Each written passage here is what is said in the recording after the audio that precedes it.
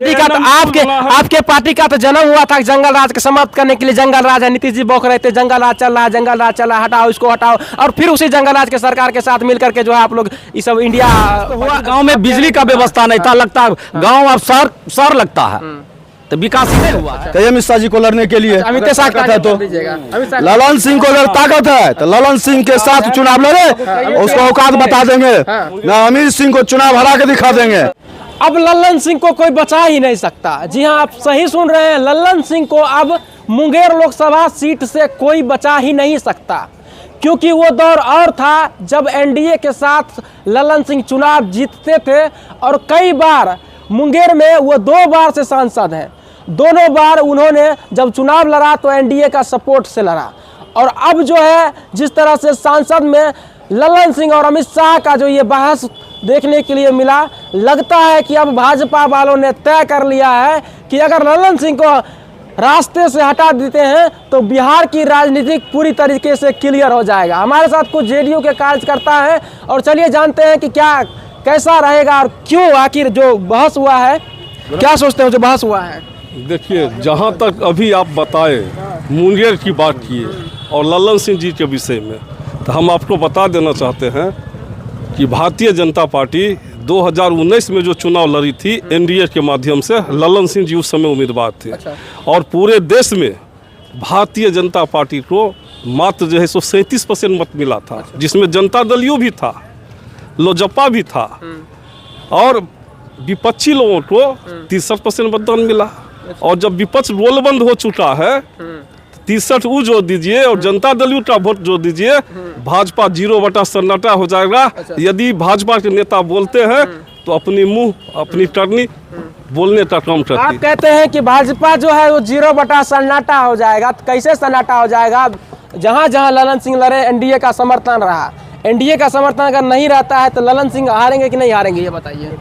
NDA को छोड़ के चुनाव जो है सो ललन बाबू लड़ रहे हैं, ठीक है। बिहार में अब तो लड़ना पड़ेगा ना, अब तो बिहार में इंडिया का गठबंधन हुआ है, ठीक है।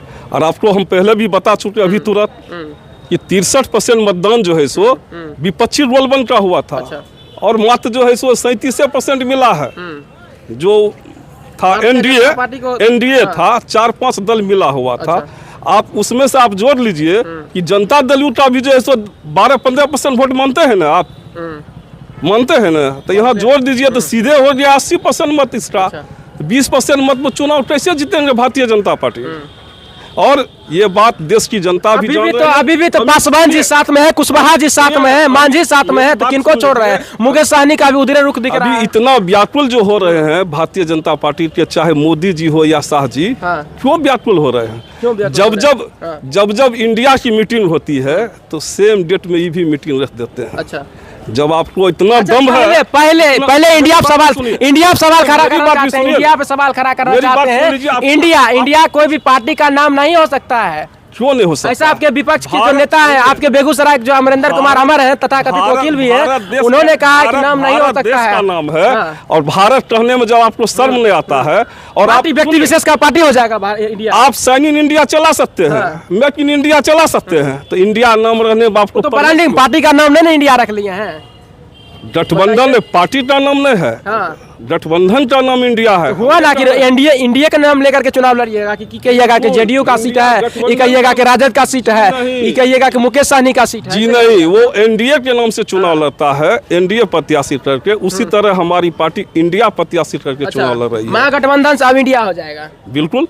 अच्छा, तो जिस तरह से भाजपा के नेता कहते हैं कि जो है दिया गया चुनाव आयोग को लेटर दिया गया कि चुनाव आयोग पर जो है FIR होगा या चुनाव आयोग उस पर संज्ञान ले। अच्छा, आप एक चीज जान लीजिए, आज तक इस देश में जितना घटना घटा है, यह जो है सो 9 वर्षों में क्या किए हैं। अच्छा, भारतीय जनता पार्टी उसका यही काम है।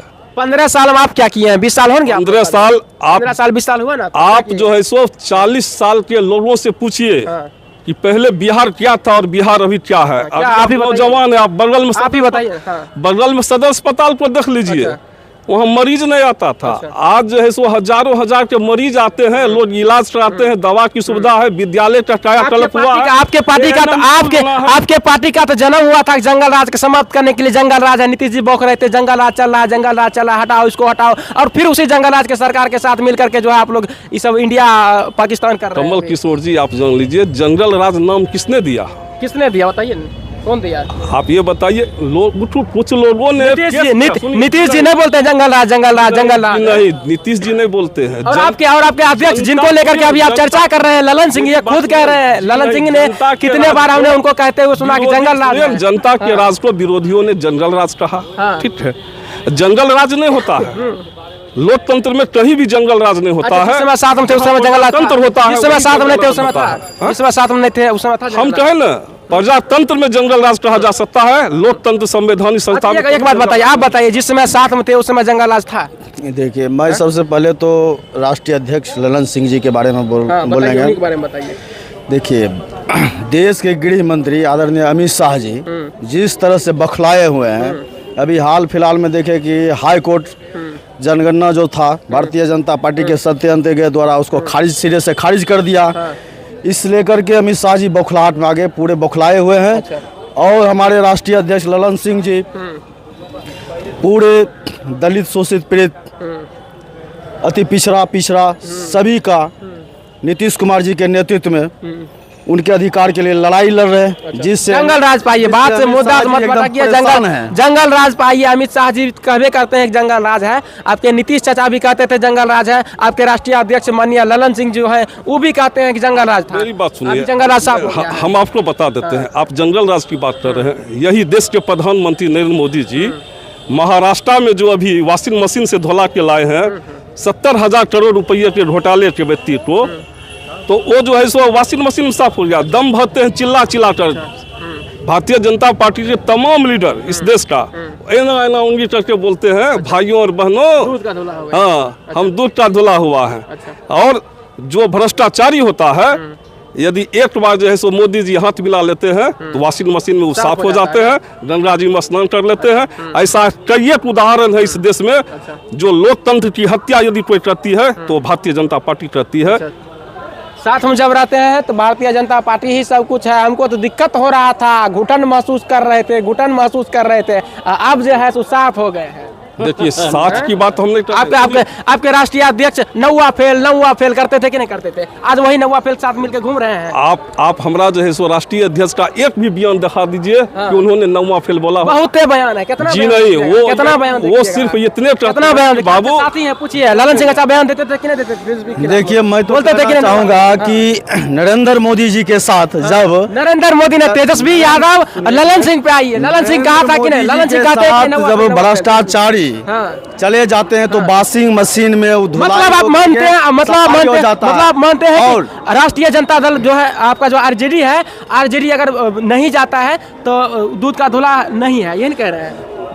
भारतीय जनता पार्टी के साथ जो चले जाते हैं वो दूध का धुला हो जाते हैं। और उनके विपक्ष में जो रहते हैं उनको मैंने तरह तरह के बातें बोलते हैं। इसलिए हम कहना चाहें जंगल राज को एक्सेप्ट कर रहे हैं ना? बिल्कुल, कभी है ना जंगल राज, है ना? कभी नहीं। जंगल राज ने आप बिहार छोड़ के देखिए सभी जगह। बताइए नरेंद्र मोदी जी को। सुनिए, कल एक खबर हम देखे थे, सुन लीजिए, कल एक खबर हम सुने थे सिवान में देखे थे। कोई एक विधायक का बेटा जो है ना, वो 5 लाख कोई गरीब आदमी से रंगदारी मांग लिया कोई चाय वाला से, तो उसके ऊपर FIR हुआ है। लेकिन अब नारित मंगा है जी, विधायक का बेटा इसीलिए रंगदारी मंगा। इधर घुमा दीजिए। सबसे पहला नंबर अमित शाह जी जो ललन जी के बारे में उन्होंने कहा कि वो NDA के शासनकाल में वो MP बने हैं। हम वैसे नेताओं को बता देना चाहता हूँ, ये बिहार में महागठबंधन है।